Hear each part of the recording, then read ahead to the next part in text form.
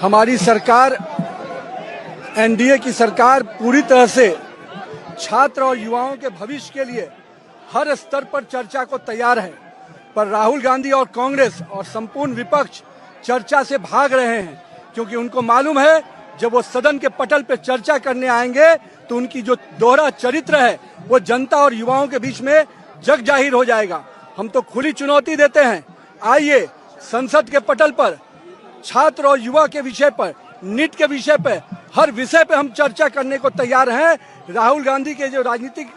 दृश्य रहा है भगोड़ा का, भारतीय जनता पार्टी का सांसद हर विषय पर, भारतीय जनता पार्टी और एनडीए की सरकार हर विषय पर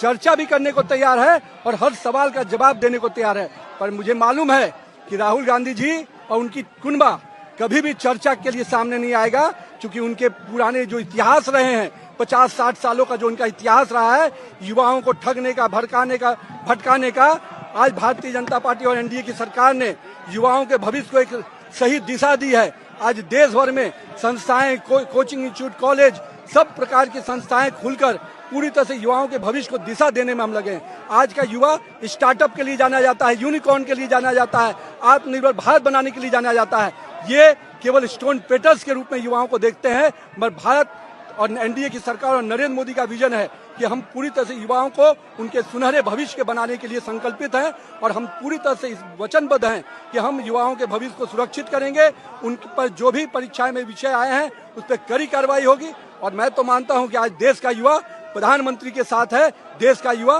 पूरी तरह से छात्र प्रधानमंत्री के उस विजन के साथ है जिसमें विकसित भारत की कल्पना है।